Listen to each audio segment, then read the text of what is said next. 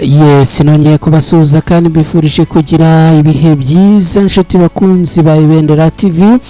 Uyu munsi ni kuwa gatanu, ni tariki 28 Ugushyingo muri uyu mwaka wa 2025. Ni mu gitondo cya kare, nitwa Mukada, ni ku Ibendera TV. Ni munyemerere rero dusangire amakuru aramutse muri iki gitondo. Indege ya FARDC yo mu bwoko bwa Sukhoi 25 iteye ibisasu mu baturage ni muri Masisi na Warikare. Turarebera hamwe uko byifashe. Imirwano yahuje abarwanyi b'intare za Sarambwe na Wazalendo ahitwa Ikivuye. Aha naho turanyarukirayo turebere hamwe uko ibintu byifashe magingo aya. Imirwano y'ikaze kandi yongeye kubura hagati y'abarwanyi b'intare za Sarambwe na FARDC muri Warikare. Turaza kurebera hamwe uko ibi nabyo byifashe, dore ko hari imirwano n'ubundi yaje kumvikana mu gace ka Kibati. Muri aya makuru ndaza kubabwira ko abaturage basabye Minisitiri Patrick Muyaya wa Repubulika Iharanira Demokarasi ya Kongo kwisobanura no gusaba imbabazi ku magambo abatesha agaciro aherutse gutangaza. Ibi byose uraza kubisobanukirwa hamwe natwe hano ku Ibendera TV. Muri Guinea Bissau, itsinda ry'abasirikare cyangwa se agatsiko k'abasirikare kasobanuye impamvu bahiritse perezida w'iki gihugu ndetse bagahita bamufunga. Mwese nshuti bavandimwe ba Ibendera TV, nongeye kubaramutsa mbifuriza amahoro n'amahirwe. Ikindi kandi nongeye no kubaha ikaze muri aya makuru. Ubwo nizere ko mwese aho muherereye mumeze neza cyane. Nyuma rero ni munyemerere mu kanya ngaruke twinjira muri aya makuru ku buryo burambuye.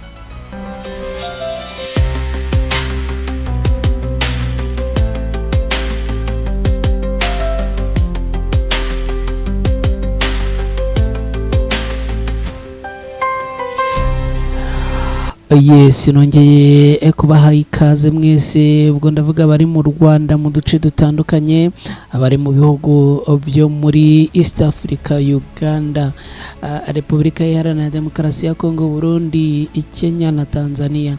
Abantu baherereye za Sudani yo hepfo, abari muri za Malawi, Mozambique na ahandi, namwe tubahaye ikaze. Abantu bari muri Leta Zunze Ubumwe za Amerika, bari muri Canada, bari mu Bwongereza, mu Bubiligi, mu Buholandi, Australia, Canada n'ahandi, namwe tubahaye ikaze.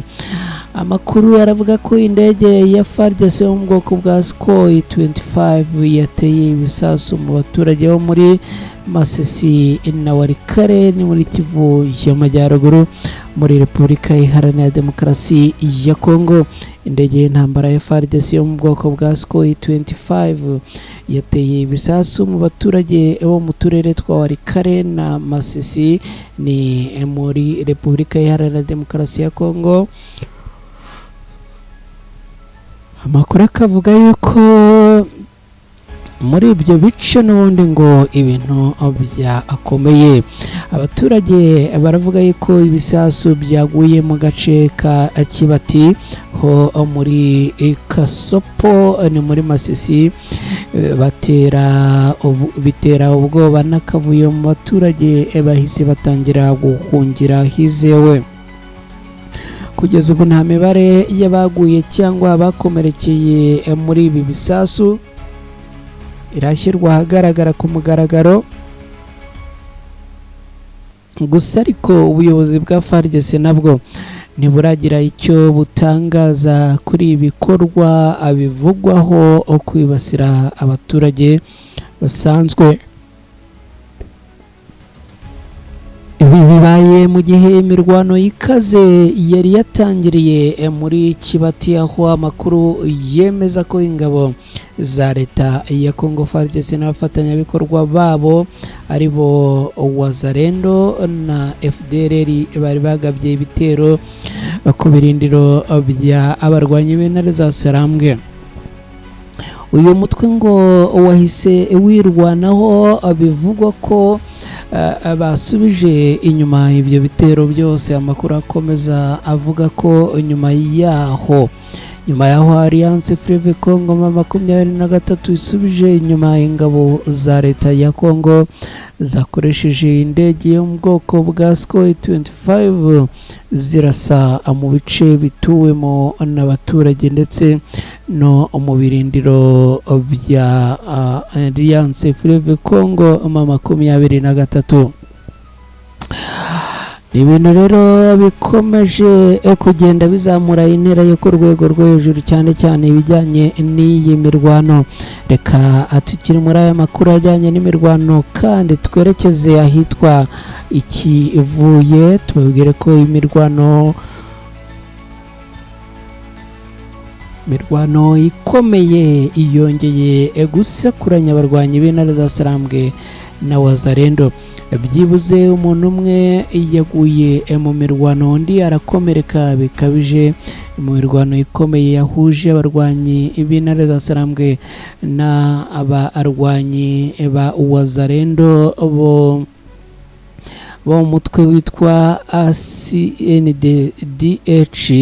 Iyi mirwano ikaba yabereye mu bice bitandukanye cyane cyane yitwa Kivuye, ni muri groupement ya Bashari Mokoto muri teritwari ya Masisi muri Kivu y'Amajyaruguru. Amakuru aturuka mu nzego z'ubuzima muri ako gace aravuga ko ari umusore arasiwe ahangaha, akaba rero ngo yakorewe ibikorwa bibabaje cyane, dore ko n'ubundi ngo yarashwe akicwa atigeze arwanya abikoze. Ngibyo rero nshuti bakunzi ba Ibendera TV, ni munyemerere n'ubundi dukomeze n'aya makuru mbabwire ko imirwano y'ikaze yongeye kubura hagati y'abarwanyi b'intare za Sarambwe na FARDC muri Warikare. Imirwano ikaze yongeye kubura mu gitondo cyo ku munsi w'ejo, ni mu gace ka Kibati gaherereye muri groupement ya Ruberike muri teritwari ya Warikare. Abarwanyi b'intare za Sarambwe n'abarwanyi bo ku ruhande rwa leta ya Congo bakaba n'ubundi babyutse bongera guhangana n'abarwanyi, bakaba babyutse bahangana bombi muri uru rugamba. Reka mubwire ko abaturage bamaze gusaba Minisitiri Patrick Muyaya wa Repubulika Iharanira Demokarasi ya Congo kwisobanura no gusaba imbabazi ku magambo atesha agaciro ngo aherutse gutangaza. Abaturage bo mu ntara za Kivu y'Amajyaruguru n'iy'Amajyepfo baramagana bikomeye amagambo aherutse gutangazwa na Minisitiri w'itangazamakuru akaba n'umuvugizi wa guverinoma ya leta ya Congo Patrick Muyaya, wavuze ko ku Kivu y'Amajyaruguru na Kivu y'Amajyepfo ari igice gito cyane cya Congo. Abaturage n'abaharanira uburenganzira bwa muntu basanga ayo magambo arimo kubatesha agaciro no gupfobya ububabare bamazemo iminsi myinshi. Abakurikiranira hafi ibibera mu burasirazuba bwa Congo bavuga ko ayo magambo atari ayo umuyobozi ufite inshingano zo kuvugira leta, cyane ko ngo ingingo ya 63 y'itegeko nshinga ya Congo isobanura neza ko leta ifite inshingano zo kurinda buri muturage no kubungabunga ubuzima bwe n'umutekano we. Ntago nakubwira ko ibintu byoroshye ku mirongo y'urugamba, ibintu bikomeje kugenda bizamba, ari nako binafata intera yo ku rwego rwo hejuru. nshuti bakunzi ba Ibendera TV, ni munyemerere twerekeze mu gahugu kari hepfo yo kure cyane hafi ya Afurika y'Epfo ni Guinea Bissau. Muri Guinea Bissau, nyuma y'uko perezida w'iki gihugu Embalo Sisoko atawe muri yombi n'abasirikare, uyu munsi hamaze kugaragara bamutaye muri yombi, ariko kandi banavuga bimwe mu byo wamenya. Bimwe mu byo wamenya byatumye abasirikare bifuza yuko haba impinduka muri iki gihugu cyabo cya Guinea Bissau. General de Brigade Denis Nankana wari ukuriye umutwe w'ingabo zari ziri kurwanira cyangwa zari ziri kurinda perezida Tshisekedi, ngo uyu umujenerali ngo yavuze icyatumye perezida abamuha agatebe. Uyu rero yatangaje ko bafashe icyemezo cyo kumuhirika ku butegetsi mu rwego rwo kuburizamo umugambi mubisha ngo none wari urimo gupangwa wo kuza kugaba ibitero mu mujyi wa Goma. Ku wa gatatu tariki 26 Ugushyingo muri uyu mwaka nibwo perezida Embalo yatangaje ko yahiritswe ku butegetsi nyuma yo gutabwa muri yombi afatanwe n'abarimo aba generali b'amapeti akomeye cyane.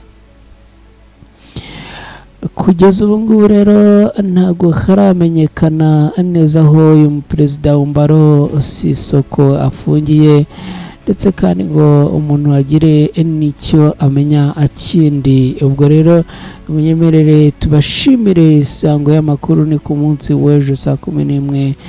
Muramukeho, mugire amahoro n'amahirwe, ariko kandi mwibuke gukora like, share na subscribe. Ibyo bintu biraba ari sawa cyane.